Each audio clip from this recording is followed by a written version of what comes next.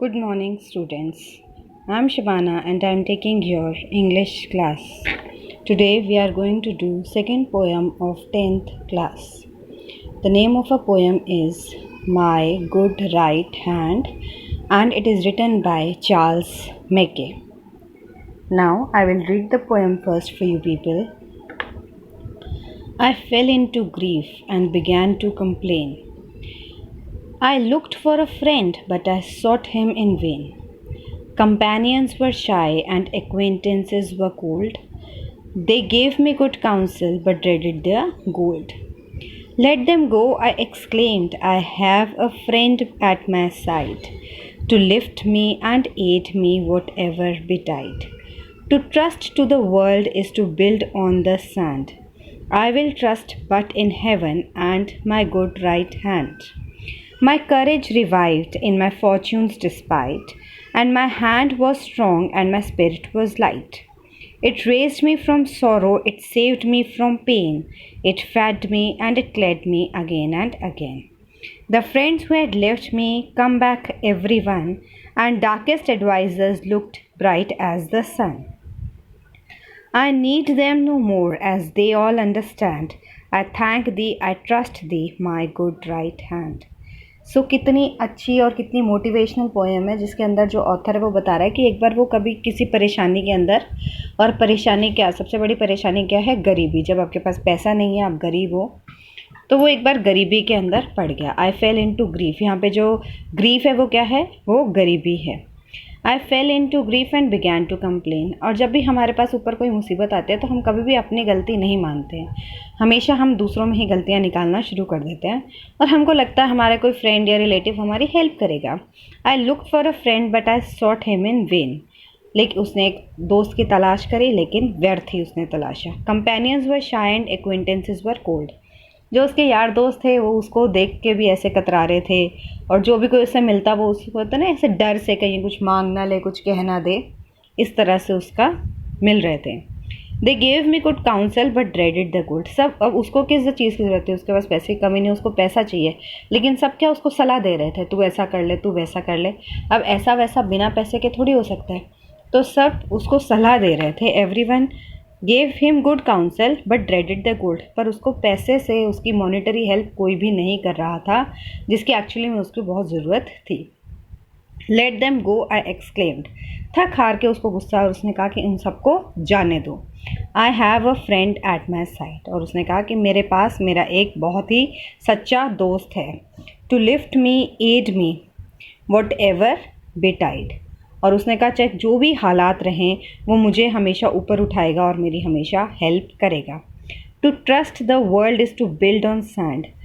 उसने क्या कहा कि अगर मैं इस दुनिया के अंदर लोगों के ऊपर, मेरे दोस्तों के ऊपर अगर विश्वास कर रहा हूँ तो मैं एक मिट्टी का घर बना रहा हूँ जिसका कोई वजूद नहीं है, तेज़ हवा से, आंधी से उड़ जाएगा या पानी में बह जाएगा। I will trust but in heaven and my good right hand. मैं किस पे विश्वास करूँगा? मैं हेवन पे। हेवन कौन है यहाँ पे? गॉड पे। और my good right hand, my good right hand क्या हुआ है? मेरी मेहनत। मैं अपने हाथों की मेहनत पर और सिर्फ ईश्वर पर विश्वास करूँगा। मुझे मेरी वर्ल्डली एक्वेंटेंसेस, अपने फ्रेंड्स से कोई मतलब नहीं है। और ये सोचने के बाद में माई करेज रिवाइव्ड इन माई फॉर्च्यून्स डिस्पाइट। उसकी जो हिम्मत है वो उसके अंदर जो वापस आ गई है ना, उसके अंदर उसका दुर्भाग्य चल रहा था क्योंकि वो गरीबी था, लेकिन उस दुर्भाग्य के फॉर्च्यून्स डिस्पाइट, दुर्भाग्य के बावजूद उसके अंदर जो हिम्मत आई, और उस हिम्मत से उसके अंदर जो उसकी उत्साह थी, है ना, उसकी जो मन स्थिति थी वो प्रसन्नता से भर गई, और वो उसने उसको ऊपर उठा दिया। किस चीज़ से ऊपर उठा दिया? फ्रॉम सॉरो एंड, उसने उसको पेन से, दर्द से बचा लिया, और उसने उसे खाना खिलाया, कपड़े पहनाए अगेन एंड अगेन। जब उसने मेहनत करी तो ऑब्वियसली उसके पास पैसे आते गए। जब थोड़े बहुत पैसे आने शुरू हुए तो उसके पास ना खाने की कमी थी ना कपड़ों की कमी थी। The friends who had left me came back everyone. अब जब उसके पास पैसे आने लगे, लोगों को पता चलने लगा कि हाँ अब ये हमसे कुछ नहीं मांगेगा, इसके पास पैसे हैं, तो उसके जो फ्रेंड्स हैं वो सब उसके पास धीरे धीरे वापस आने लग गए। And the darkest advisers looked bright at the sun. और डार्केस्ट जिसने होता है ना बहुत ही घटिया सी एडवाइस दी हुई हो, बहुत ही ऐसे थर्ड क्लास एडवाइस जिसने भी दी हो, डार्केस्ट जो एडवाइज़र था, ठीक है, जो दुखी और उदास और स्वार्थी तरह की जिसने एडवाइस दी थी वो भी ऐसा लग रहा था कि वो अब बहुत ही ब्राइट, प्रसन्न है और बहुत ही अच्छे से वो अब एडवाइस दे रहा था। आई नीड देम नो मोर, लेकिन अब जो पोएट है उसे समझ में आ चुका था कि मुझे इन सब की कोई ज़रूरत नहीं है, और ये बात उसके फ्रेंड्स को भी समझ में आ गई थी कि अब इसे हमारी ज़रूरत नहीं है। आई thank the, I trust the my good right hand, क्योंकि अब वो सिर्फ किसको धन्यवाद देना चाहता है, दी या रेफर्स टू गॉड, वो सिर्फ ईश्वर को धन्यवाद देना चाहता है और अपनी मेहनत को, अपने गुड राइट हैंड को वो जो धन्यवाद है वो देना चाहता है। The poet is Charles Mackay. Now Charles Mackay was born on 27th March 1814 and he died on 24th December 1889. He was a Scottish poet, journalist, author, novelist and songwriter. Mackay is mainly remembered for his book Extraordinary Popular Delusions and the Madness of Crowds. Now we'll read about the poem so that the poem is clear to you. The poem is related with the common theme of poverty and the way how it can be removed. When the poet fell in grief and some adversity, all his friends and relatives deserted him.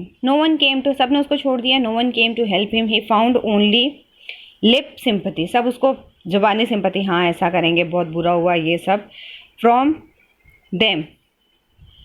The poet thinks that trusting other peoples is like building a castle on sand. उसको समझ में आ गया कि अगर वो लोगों पे विश्वास कर रहा है तो वो एक मिट्टी का महल बना रहा है. Therefore, he decided to believe in God and the hard work to be done by himself. With this realization, his courage returned in him.